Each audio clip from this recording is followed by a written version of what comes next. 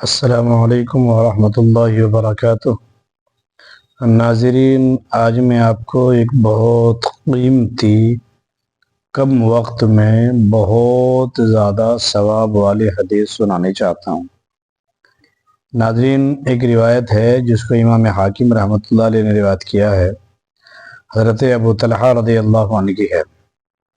فرماتے ہیں کہ نبی کریم صلی اللہ علیہ وسلم نے ارشاد فرمایا، جو شخص لا الہ الا اللہ کہے اس کے لیے جنت واجب ہو جاتی ہے، اور جو انسان 100 مرتبہ سبحان اللہ و بحمدہ کہے اس کے لیے اللہ تبارک و تعالی 1,24,000 نیکیاں لکھتے ہیں۔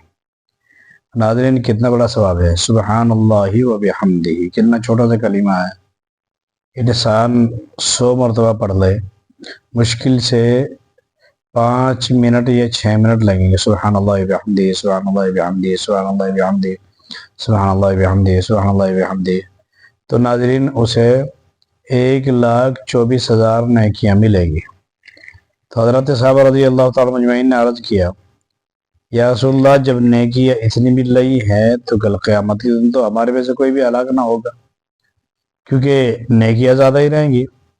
تو آپ صلی اللہ علیہ وسلم نے ارشاد فرمایا، نہیں، کل قیامت کے دن بہت سارے لوگ ایسے ہوں گے جو پہاڑوں کے برابر نیکیاں لے کر آئیں گے، لیکن اور اتنی نیکیاں ہوں گی کہ اگر پہاڑوں پر رکھ دی جائے تو پہاڑ بھی دب جائیں گے، لیکن اللہ کی نعمتوں کے مقابلے میں وہ کم پڑ جائیں گے۔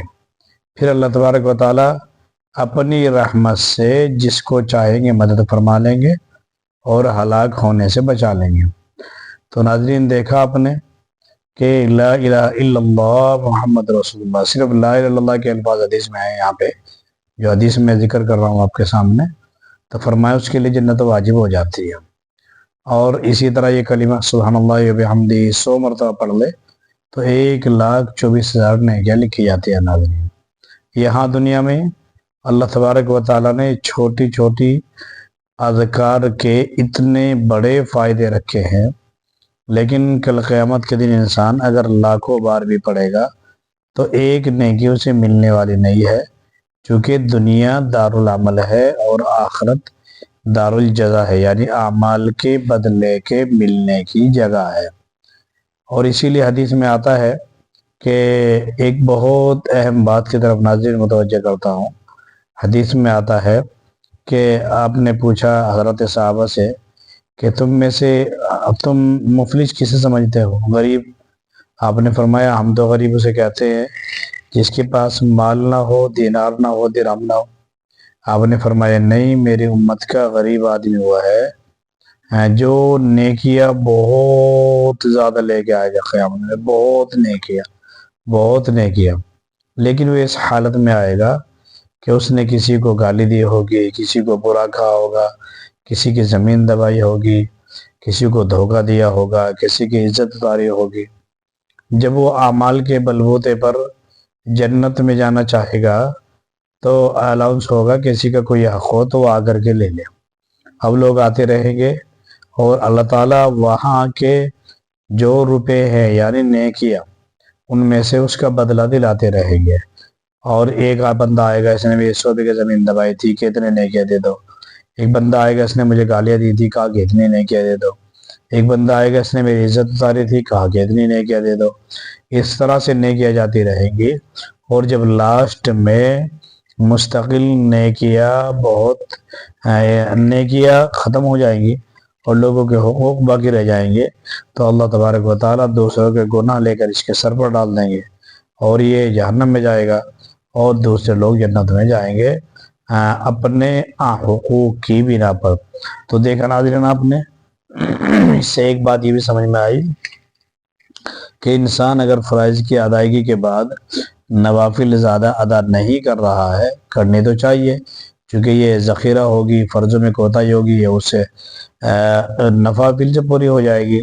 لیکن اگر نہیں موقع مل پا رہا ہے تو کم سے کم درجہ یہ کہ دوسروں کے حقوق اپنے سر پر لے کر نہ مرے۔